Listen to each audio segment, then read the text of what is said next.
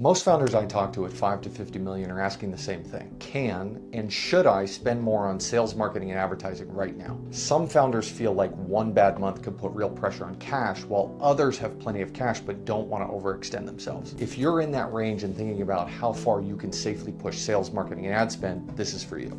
And so when I say sales, marketing, and ads, I'm including your core acquisition spend. So your paid media, marketing, and the sales effort tied to getting new customers. Okay, so who am I? My name is Joe Isaac. I run the CFO group. I spent a decade at Amazon working inside businesses with real constraints: margin, headcount, inventory, and cash. Now my team works with founder-led businesses to put growth systems in place.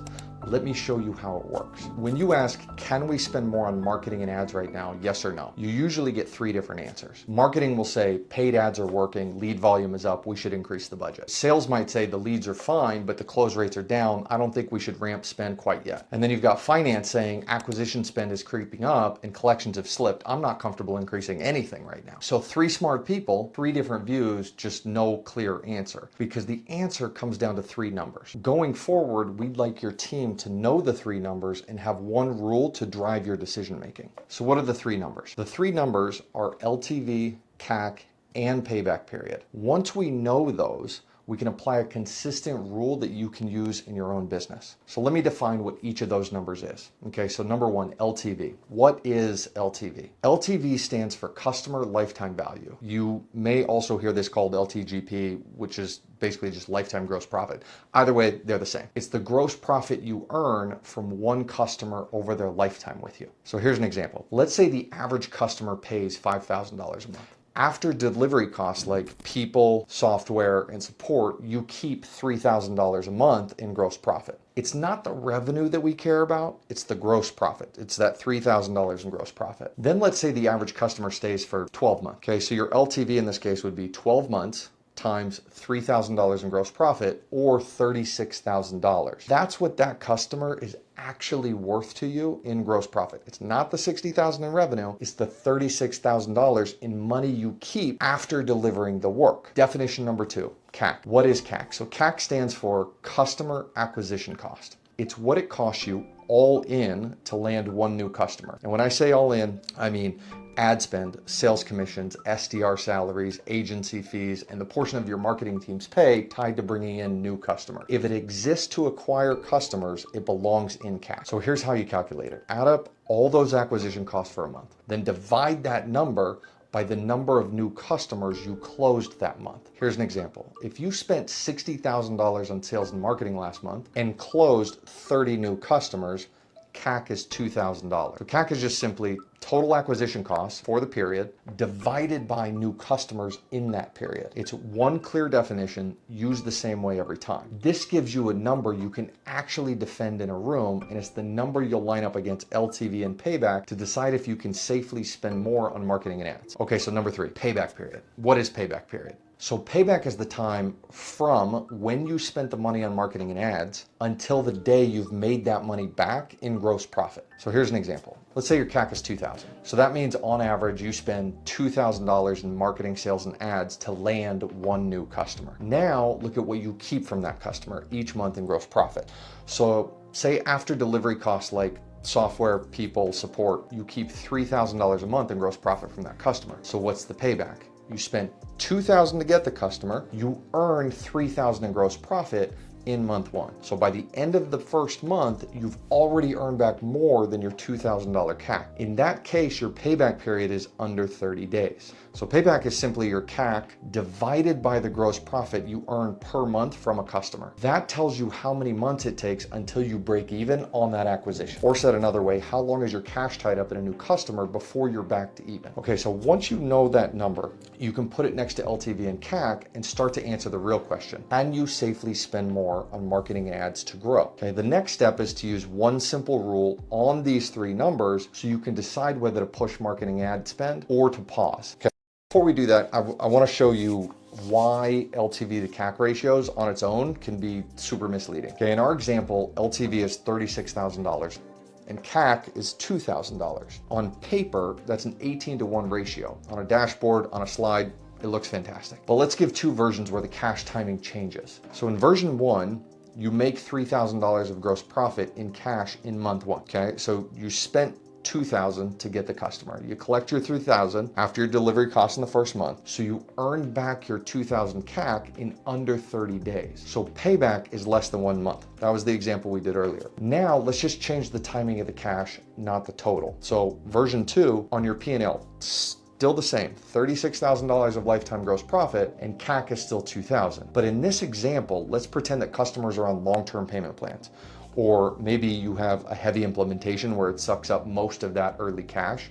Whatever the reason, it's just very little cash is left over each month at the start. In this example, let's say the first year of the contract, you only receive $225 in cash in gross profit. In that case, it's going to take you 9 months to earn back your $2,000 CAC. So in both versions, LTV to CAC still looks strong. But in one, your payback is under 30 days. And then the other, it's 9 months. It's the same ratio, but completely different cash situations. This is when growth starts to feel expensive. Every new customer is basically just a cash hole you have to cover 9 months before you get your money back. So if you want to grow faster, you need to front more cash, but that cash has to come from somewhere.